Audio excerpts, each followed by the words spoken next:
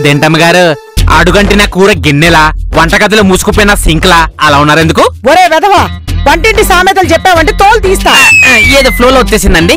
ఇంతకల్లా దిగులుగా ఎందుకు కూర్చున్నారండి? దిగులు కాకపోతే ఇంకేముందిరా, ఏదో ఒక రంగంలో రికార్డు సాధించాలని ఎప్పటి నుంచో ట్రై చేస్తున్నాను. ఒక్కటి వర్కౌట్ అవ్వడం లేదు. ఓ పక్క నా తోటి ఆడవాళ్లైనా సానియా మిర్జా టెన్నిస్ లో, సైనా నెహ్వాల్ బ్యాడ్మింటన్ లో విజయాల మీద విజయాలు సాధిస్తున్నారు. ఏంటిది? సానియా మిర్జా, సైనా నెహ్వాల్ వీళ్ళ తోటి వాళ్ళ? ఈ మాట అలా తెలిస్తే బ్యాట్ తో తల పగలు కొట్టుకుని చచ్చిపోతారు. ఏంట్రా అంటున్నావు? ఏం లేదమ్మగారు, ఇప్పుడు మీరు ఒకే చోట గుంత తవ్వారనుకోండి, అది నుయ్యే అవుద్ది, దాంట్లో నీళ్లు పడతాయి. అలా కాకుండా 10 చోట్ల 10 గుంతలు తవ్వితే అక్కడ నీళ్లు రావు, ఏమి రావు. అంటే ఏం లేదమ్మగారు, మీరు ఒకే రంగంలో కృషి చేస్తే మీకు డబ్బు పేరు వస్తాయి. అలా కాకుండా 10 రంగాల్లో వేలు కాలు పెట్టుకుంటూ వెళ్తే ఏమీ రావు. కరెక్టా గజిబిజి? ఈ వేళ నుంచి నేను ఏదో ఒక రంగంలో పేరు సంపాదిస్తాను. అదండి పట్టుదలంటే. కానివ్వండి. ఏంటి గోవిందా గోవిందా పత్రిక వాళ్ళు కవితల పోటీలు పెడుతున్నారా? ఫస్ట్ ప్రైజ్ 1,00,000 రూపాయల. ఈ ఏళ్ళకి నా సంగతి తెలీదు. నేను చిన్నప్పుడే కవితలతో జనాల్ని పరిగెత్తించాను. ఇప్పుడైతే చంపేస్తాను.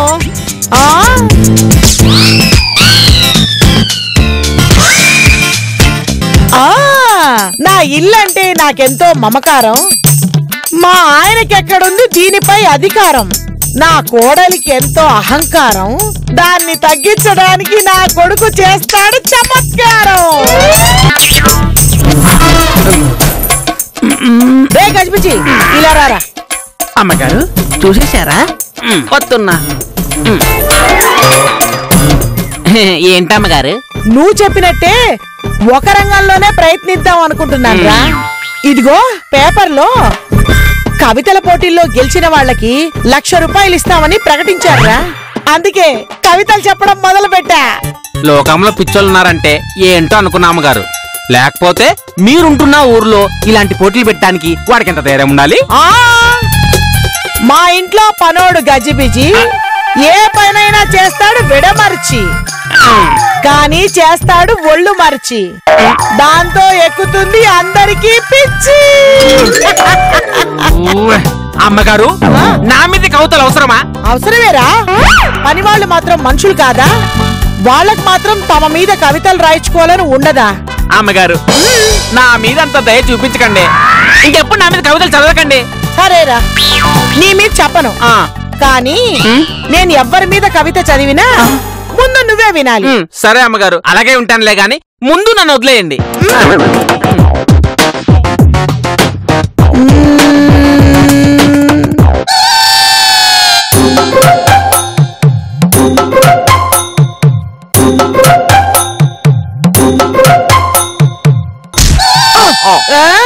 విశ్వ, మనం వెంటనే సీలింగ్ ఫ్యాన్ మార్చాలి.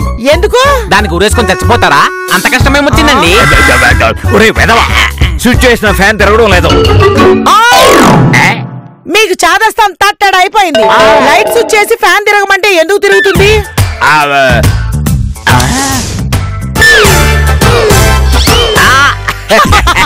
అదే విషయం. ఇందా నుంచి ఫ్యాన్ పాడైందేమో అనుకుంటున్నా. ఏంటయ్య గారు, మీరు నాకన్నా పెద్ద గజిబిజిలా ఉన్నారు. వినాయకరావే నా మొగుడు, భూమికుంటాడు జానడు. ఏదైనా దొరికితే వదలడు, చప్పరించేసి రుచి చెప్తాడు. ఏమిటది మరి అరాచకంగా ఉంది? అరాచకం కాదండి, అమ్మగారు కవితలు మొదలెట్టారు. ఎందుకే? ఇప్పుడు నీకేం తక్కువైంది? ప్రతిరోజు సంగీతం పేరుతో మమ్మల్ని హింస పెడుతున్నావు కదా, పైగా ఇదో కొత్త పైత్యమా? మళ్ళీ కొత్త పైత్యమంటారేంటి అయ్య గారు? ఇంత ముందు కవితల పేరుతో హింసించిన సంగతి మర్చిపోయారా ఏంటి? ఎలా మర్చిపోతావురా బాబు? ఆ కవితల వల్లే కదా నాకు 104 జ్వరం వచ్చిందప్పుడు. కవితల వల్ల మీకేం జ్వరం రాలేదు. మీరే బయటికి వెళ్ళి అడ్డమైన గడ్డి టేస్ట్ చేయడం వల్ల వచ్చింది. అసలు ఏ రోజైనా నేను ఏదైనా చెప్తే ఎంకరేజ్ చేసేవాళ్ళ? ఏది చెప్పినా వద్దు. అదేంటే, మనకు పెళ్ళైన కొత్తలో నువ్వు ఒకసారి ఊరేసుకుంటానంటే సరే అన్నాను కదా. నా మీదే జోకులా? అయితే మీకిప్పుడు 2 కవితలు వినిపిస్తా. గొర్రె తోక బెత్తెడు, బర్రె తోక బారెడు, ఎలక తోక జానెడు, మా ఆయన మీసం మూరెడు. ఆపవే, కడుపులో చేయి పెట్టి దేవేస్తున్నట్టుంది. ఏ నా కవిత బాలేదా? ఎందుకు బాలేదండి? ఉరిదీపోయే ముందు ఖైదీకి మీ కవిత వినిపిస్తే దీనికంటే ఉరి తీసుకోవడం బెటర్ అని అనుకుంటాడండి. కరెక్ట్. ఏయ్ గజిబిజి, నువ్వు ప్రాణ పోయినా నా పార్టీలోనే ఉండాలి. కాదని పార్టీ మార్చావు చంపేస్తాను. మళ్ళీ వేరేగా చంపడం దేనికండి? మీ కవిత 4 వినిపిస్తే నేనే చచ్చిపోతాను. అయినా ఇలా కవితలతో చంపేయడం ఏమిటే? అయ్యగారు అది పేపర్ వాళ్ళంట కవితల పోటీలు పెట్టారు. ఫస్ట్ ప్రైజు ₹1,00,000 ఆ కవితల ప్రైజ్ కొట్టేద్దాం అనుకుంటున్నారు అమ్మగారు. కుట్టాల్సిన కర్మ నాకేంట్రా, దర్జాగా గెలుచుకుంటాను. ఆ మ్యాగజైన్ పిచ్చెక్కితే నీకే ₹1,00,000 ఇస్తాడు. మీరు అలాగే అంటూ ఉండండి, నేను ఖచ్చితంగా ప్రైజ్ గెలిచి చూపిస్తా. చేసింది విశాలాక్షి శబదం, గెలుస్తుంది 1,00,000 ఖాయం. 1,00,000 కోసం వస్తాడు ఆ దినం, నేను ఇవ్వనన్నది నిజం.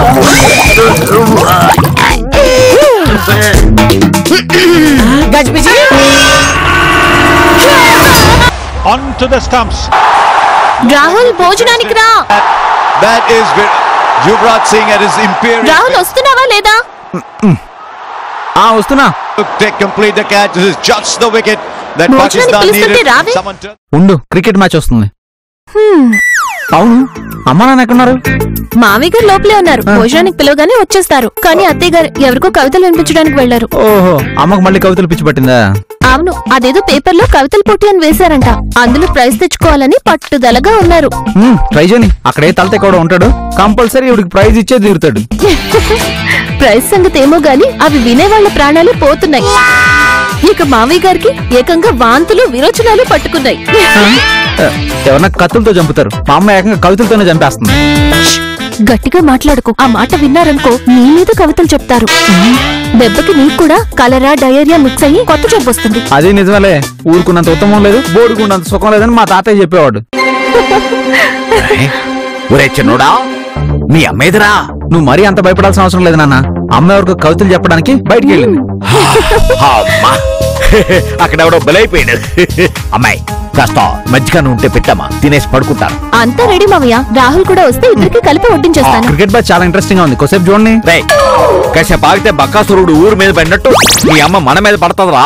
అబ్బా, మరీ అంత భయపడిపోతున్నావు ఎందుకు నాన్న? నీకేం తెలుసు నా బాధ? కంటికి కనిపించిన దాని మీద అలా నోటుకొచ్చిన కవిత్వం చెబుతోంది. పొద్దు నుంచి నా మేషం మీద 50 శేషపద్యాలు చెప్పింది. శేషపద్యాలుగా చెప్పింది, చెవులో సీసం పోలేదు కదా. దానికంటే శేషమే పోయించుకోవడం బెటర్. పద, భోజనానికి వెళ్దాం. వచ్చేసింది చిన్న డ్రాగన్ మంటలో వదిలేట్టు ఇది కవిత్వం వదులుతుంది. చింగ్ చింగ్ చాంగ్ చింగ్ చింగ్ చాంగ్. ఏమండి భోంచేశారా? ఇంకా లేదే. అవును, నువ్వు ఎవరికో కవితలు తినిపించొచ్చావనుకుంటాను. అబ్బా, కవితలు తినిపించరండి, వినిపిస్తారు. మన పక్కింటి అన్నపూర్ణ నా కవిత ఒక్కటి వినాలని పిలిస్తే నేను ముచ్చటిగా 30 వినిపించాను. గొర్రె ఆవిడ బతికే ఉందా? అవేం మాటలరా, నిక్షేపంగా ఉంది. పైగా నేను వచ్చేటప్పుడు బెర్రి చూపులు చూస్తూ పిచ్చి నవ్వులు నవ్వుతూ టాటా కూడా చెప్పింది. అది విషయం, దానికి ఖచ్చితంగా పిచ్చెక్కే ఉంటది. టేబుల్ మీద రిమోట్. ఇదిగోనమ్మా రిమోట్. ఆహా, నేను రిమోట్ అడగలేదురా, దీని మీద కవిత చెప్తున్నాను. చేతిలోన రిమోట్. మా ఆయనకి ఇష్టం పెసరట్టు, నా కోడలికి ఇష్టం లాకెట్టు. నా కవిత బాలేదంటే మీ మీద ఒట్టు. ఇకనైనా నీ కవితలు ఆపవే, వెదవది ప్రాణాలు పోతున్నాయి ఇక్కడ. చిచి, మీకు నేనంటే కుళ్ళు. భార్య అంటే ప్రేమ ఉండాలండి. షాజహాన్ చూడండి, భార్య కోసం తాజ్ మహల్ కట్టించాడు. ఆయన ఒక్కసారే కట్టించాడు, నేను ప్రతి నెల కొడుతూనే ఉన్నాను. ఊర్లో వాళ్ళ ఆసుపత్రి బిల్లులు రా. ఇవిడు కవిత్వం వల్ల ఎంతమంది ఆసుపత్రి పాలయ్యారో తెలుసా నీకు? మీరు ఎన్నైనా చెప్పండి, నేను నా పట్టుదల వీడను. ఎలాగైనా సరే 1,00,000 సాధిస్తాను. ఆ 1,00,000తో నేను నా కొడలు నగలు చేయించుకుంటా. అమ్మాయి, నువ్వు ఆశపడ్డావనుకో గేరాన్ని చిక్కిన చేపలాగా అయిపోద్ది నీ పరిస్థితి. జాగ్రత్త. నేను చెప్తానంటే కవిత్వం, మీకెందుకు పై?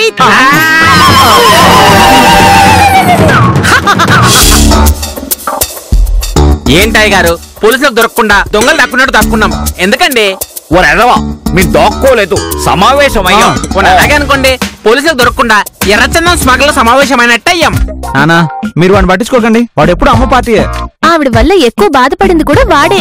అలా అనకండి చిన్నమ్మాయి గారు, ఏది లేకుండా బ్రతకడం కన్నా ఏదైనా సాధించడం కోసం చావడం బెటర్ అని చెప్పారండి అమ్మగారు. అప్పుడు మనం చావాలి, ఎదుటి వాళ్ళని చంపడం కాదు, పచ్చిగా పిచ్చి కవితలని చెప్తోంది. ఎలా అయినా సరే వీటిలోంచి మనం బయటపడాలి. ఏంటండి బయటపడేది? అమ్మగారు పట్టుబట్టారంటే ఉడుం పట్టే.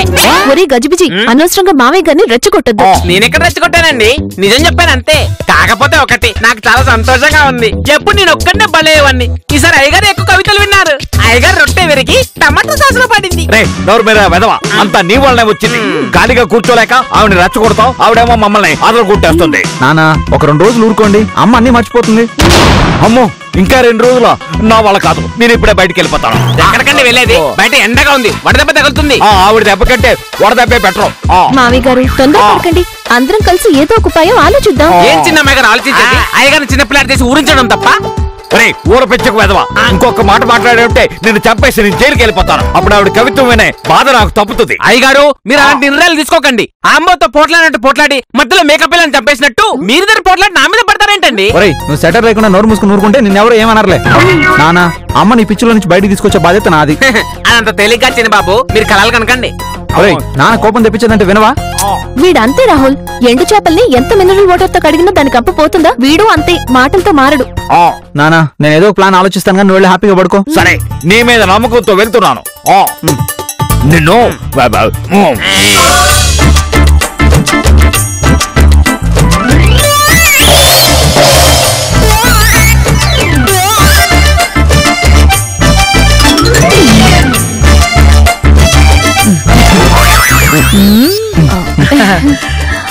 చిట్టి నాయకమ్మ, రాహుల్ కొట్టాడా? చెన్నై వెళ్తావా? గుడుక్కున సాంబార్ తాగుతావా? రాహుల్ నేను వెళ్తాను, నువ్వు మాట్లాడుకో. నేను ఒక్కని దొరికానంటే కూర్చోబెట్టి 100 కవితలు వినిపించేస్తుంది. దెబ్బకి పిచ్చెక్కి ఎరగడ్డకి వెళ్ళిపోతాను. ఏదో పులిని చూసినట్టు భయపడతావేంటి? మీ అమ్మగారి కదా. ఆ సంగతి నీకు తెలుసు, నాకు తెలుసు. కవితలు చెప్పేటప్పుడు ఆవిడకి తెలియదు. ఎవరికైనా కవితలు ఒకేలాగా వినిపిస్తుంది. ఒరే చిన్నోడా, ఇప్పుడే 1000 కవితలు పూర్తయ్యాయిరా, వింటావా? అమ్మా ఇంత కష్టపడి కవితలని ఎవరి కోసం రాస్తున్నావమ్మా? ఇంకెవరి కోసం రా? మీ అందరి కోసం, మన కుటుంబం కోసం. చీమలు పుట్టలు పెట్టేది పాముల కోసం, కాకులు గూళ్లు కట్టేది కోయల కోసం, కొడుకులు సంపాదించేది పెళ్ళాల కోసం, విశాలాక్షి కవితలు రాసేది కొడుకుల కోసం. రాహుల్ త్వరగా విషయం చెప్పు. అమ్మా ఇదిగోనే కవితల పోటీ క్యాన్సిల్ అయింది. ఇక నువ్వు ఆవేశపడ్డం మానేసి వచ్చే సంవత్సరం ట్రై చేద్దులే. అయ్యో క్యాన్సిల్ అయిందా? ఇంకా ఈ కవితల పోటీలో 1,00,000 గెలుచుకుందామని నేను ఆశపడ్డానే. సర్లే ఏం చేస్తాం. ఓన్లే అమ్మా వచ్చే ఏడాది ఇంకా బాగా రాదు గాని. సర్లేరా.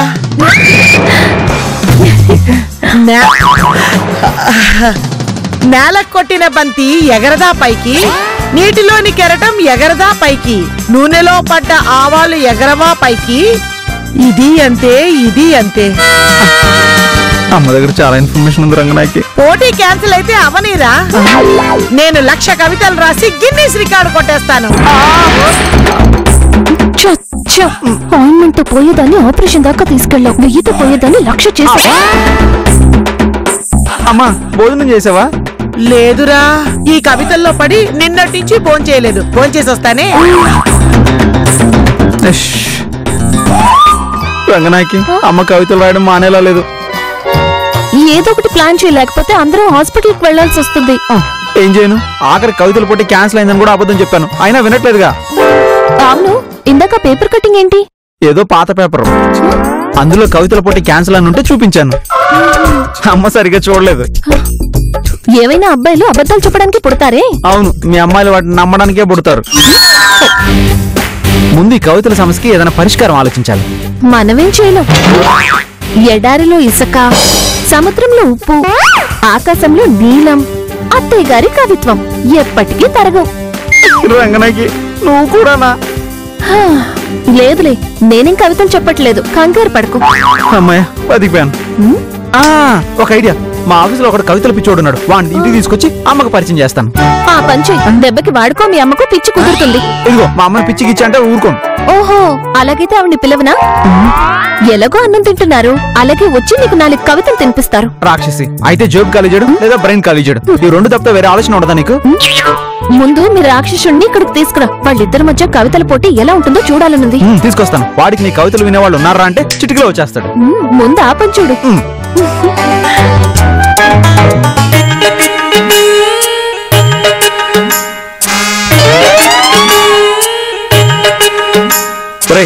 ఆవిడే మా అమ్మ. పేరు విశాలాక్షి. కవితలు చెప్పడంలో దిట్ట. చూడగానే తెలిసిపోతుంది రాహుల్, ఆవిడ జీనియస్. ఎలా తెలుస్తుంది? అలా గాల్లో రాతలు రాసుకుంటూ తనలో తను మాట్లాడుకునేవాళ్ళు ఇద్దరు. ఒకటి పిచ్చివాళ్ళు, రెండు మేధావులు. మీ అమ్మగారు మేధావి. చిన్నాడా, ఒరే చిన్నాడా, కొత్తగా 2 కవితలు రాశాను, నీకు వినిపిస్తానే. అమ్మా, నీకు గొప్ప వ్యక్తిని పరిచయం చేస్తాను. ఇతని పేరు వంశీ. ఇతను ఒక గొప్పవాళ్ల మధ్య పరిచయాలు ఎప్పుడూ వాళ్ల విద్యతోనే మొదలవుతాయి. గోడ మీద బల్లి, మంచంలో నల్లి, భయమేస్తోందా చెల్లి, చేసేస్తా నీ పెళ్లి. నీ పేరు వంశీ, చూడగానే తెలుస్తుంది నీ హస్తవాసి. ఎదుటి వాళ్ళని చేస్తావు మసి, వాళ్ళు అయిపోతారు నుసి. అమ్మా, నువ్వు కవితలతో గిన్నిస్ బుక్ ఎక్కాలి అనుకుంటున్నావు కదా, నీకు తోడుగా ఉంటాడని వంశీని తీసుకొచ్చాను. నాకు తెలుసురా చిన్నోడా, నేనంటే నీకు చాలా ప్రాణం అని. సరే, మీరిద్దరు మాట్లాడుకుంటూ ఉండండి వంశీ, నేను మళ్ళీ వస్తాను. సరే, నువ్వు వెళ్ళరా. కూర్చో వంశీ. థ్యాంక్స్ అండి. నేను 1,00,000 కవితలు రాసి గిన్నిస్ బుక్ ఎక్కాలనుకుంటున్నాను. తప్పకుండా ఎక్కుతారు మేడం. మనసులో సాధించాలన్న పట్టుదల ఉంటే ఖచ్చితంగా సాధిస్తారు. సరే, ఒక కవిత చదువుతాను, విను. గోడ మీదుంది సాలె పురుగు, చీరలిచ్చేదే పట్టు పురుగు. నీకిక్కడేం పనేంట్రా పేడ పురుగు, నాతో పెట్టుకోకురా చీడ పురుగు. ఇంకో కవిత విను. మేడం, మీరు కవిత చదివితే నేను విన్నాను.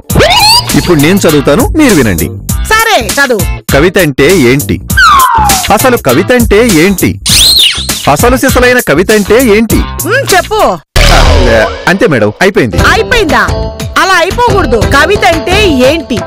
అసలు కవిత అంటే ఏంటి? నిప్పులు కక్కేది కవిత, నిప్పుల్లో కుక్కేది నీ కవిత. ఇంకో కవిత చెప్తాను, చెప్పు. వాటర్ అంటే ఏంటి? వాటర్ అంటే నీళ్లు. అసలు వాటర్ అంటే ఏంటి? వేడిగా ఉంటే వేడి నీళ్లు, అసలు సిసలైన వాటర్ అంటే ఏంటి? చల్లగా ఉంటే చన్నీళ్లు, నీ కళ్ళల్లో వస్తాయి కన్నీళ్లు. గిన్నెలోన జున్ను, నాకు కావాలో పెన్ను. నీ తల నిండా మన్ను, నీకెందుకు పెన్ను? నాకు కావాలొక గన్ను, దాంతో పేల్చేస్తా నిన్ను.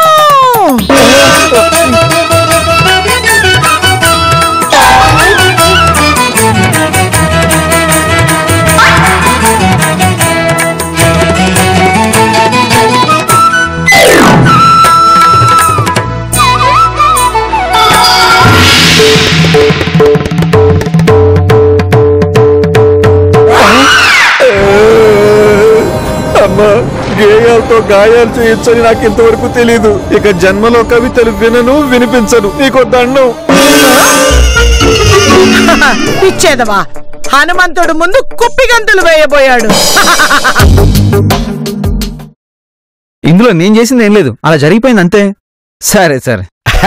ఎవరితో మాట్లాడుతున్నావురా? మా ఆఫీస్ వాళ్ళతో నాన్న. మొన్న అమ్మిచ్చిన స్ట్రోక్ కి ఆ వంశీగా నోరు తెరవాలంటే భయపడిపోతున్నాడు. దెబ్బకి దెయ్యం వదిలింది, బిళ్ళకాకే తెలుసు, ఉండేరు దెబ్బ. అవునా, ఇంతకు ముందు అల్లరి చిల్లర కవితలతో ప్రాణాలు తీసేవాడు. అమ్మ దెబ్బతో వాడికి కవిత్వం అంటే ఏంటో తెలిసి వచ్చింది. నాకు తెలిసిందిరా, నువ్వు మోసం చేశావని. నేనేం చేశానమ్మా? మీ నాన్నలాగే చేసిందంతా చేసి అమాయకంగా మొహం పెట్టకు. మధ్యలో నేనేం చేశానే, నన్ను లోగుతావే? మొత్తం మీరే చేశారు.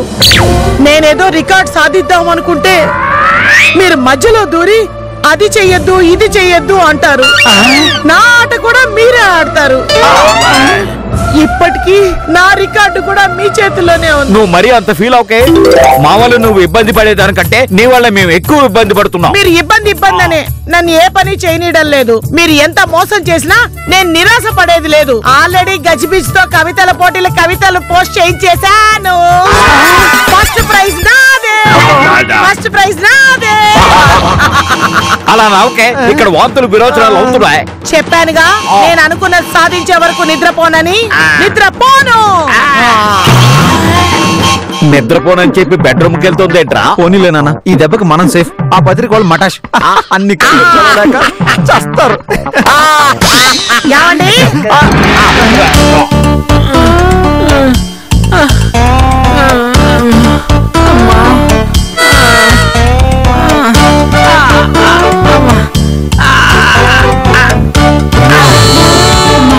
అమ్మగారు, అయ్యగారు.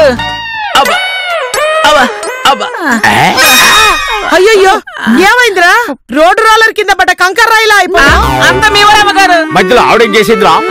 ఈ వారం రోజులు అమ్మగారు కవితలు విని విని విని నేను కూడా ఒక కవిత చదివానండి. ఏం చదివావురా? సమత సమత ఎక్కడున్నావు సమత అని అన్నానండి. అంతే పక్కింటి పరందమ్మాయి గారు వచ్చి నా కూతురే పిలుస్తావారా అని చెప్పి కర్ర పుచ్చుకుని నన్ను చిత్త కొట్టేశారు. ల్యాప్టాప్ నుంచి సెల్ ఫోన్ వాతలు పెట్టుకుంటే ఇలాగే ఉంటది. ఇంతకీ మోటేంటి గజిబిజి? అదా పోస్ట్ మ్యాన్ ఇచ్చాడండి అమ్మగారికి పంపించిన ఫ్యాన్స్ ఉత్తరాలు. అమ్మగారు నేను చదువుతాను. చదువురా చదువు. అయ్యో గౌరవనీయులైన విశాలాక్షి గారికి మీ కవితలు చాలా బరువుగా ఉన్నాయి. అందుకే ఇద్దరు పోస్ట్ మ్యాన్ల చేత పోసి పంపించాను. అక్కడక్కడ మధురంగా కూడా ఉన్నాయి. అందుకే చీమలు పట్టాయి. నేను సెలవులో ఉన్నప్పుడు మా అసిస్టెంట్ ఎడిటరు మీ 2 కవితలు ప్రచురించాడు. దాంతో జనాలు మమ్మల్ని కొట్టడానికి వచ్చారు. దాని నుంచి మేము ఎలాగోలాగా బయటపడ్డాం. మిగిలిన వాటిని మీ సునామీల ఉత్తరాలని మీకే తిరిగి పంపించేస్తున్నాం. ఎందుకంటే అసలే నేను అర్భక ప్రాణిని. ఇంకెప్పుడు నాకు మీ కవితలు పంపించకండి. ఫోన్ కూడా చేయకండి, నేను ఎత్తను. ఎందుకంటే డాక్టర్ నన్ను బరువు ఎత్తొద్దన్నాడు. అమ్మగారు కొన్ని ఉత్తరాలు తడిసిపోయి ఉన్నాయండి. ఓహో బహుశా వాళ్ళు రాసేటప్పుడు కన్నులు పెట్టుకొని ఉంటారు. ఇంకొన్ని ఉత్తరాల్లో బూతులు కూడా రాసినట్టున్నారు. చదవమంటారా? చదవరా గజిబిజి. ఎడిటర్ ఉత్తరం ఎంత బాగుంటే ఇక పాఠకుల ఉత్తరాలు ఎంత బాగుంటాయో. అమ్మా విశాలాక్షి నీ మొహం మండ. ఇక్కడ రాసుందండి. గొర్రెతో ఒక పెత్తడు బర్రెతో ఒక బారెడు. ఈ కవితలా? అసలు మా జీవితాలతో ఎందుకు ఆడుకుంటున్నావు తల్లి? ఇంకో చోటైతే మరీ దారుణంగా చారు కయటాన్ని కూడా కవితలాగా రాశావు. ఇంకోసారి కవితలు రాశావో మీ ఇంటికి వచ్చి బెల్ట్ బాంబ్ పెట్టుకొని పేల్చుకొని చచ్చిపోతా. అదమ్మగారు సంగతి. వీడు కొంచెం క్రోధరసం ఉపయోగించినట్టున్నాడు. ఇంకో చోట ఉత్తరాల్లో అశ్లీల భాష కూడా వాడుంటారని నా అనుమానం. చదవమంటారా? వద్దులేరా, పాఠకులు నా కవితలు అర్థం చేసుకునే స్థాయికి చేరుకోలేదు. వాళ్ళు చేరుకునే వరకు నేను నా కవితలు రాయను. అమ్మయ్య బతికిపోయా. ఒరే గజబజీ ఏదన్నా మంచి స్వీట్ చేయరా. నేను చేస్తాను కొత్త రకం స్వీట్. వద్దులేండి, మామయ్య గారికి అసలే బాలేదు. నేను చేసే స్వీట్ తిన్నానంటే అన్ని తగ్గిపోతాయి. అదరా గజబజీ మనం కొత్త రకం స్వీట్ తయారు చేయాలి.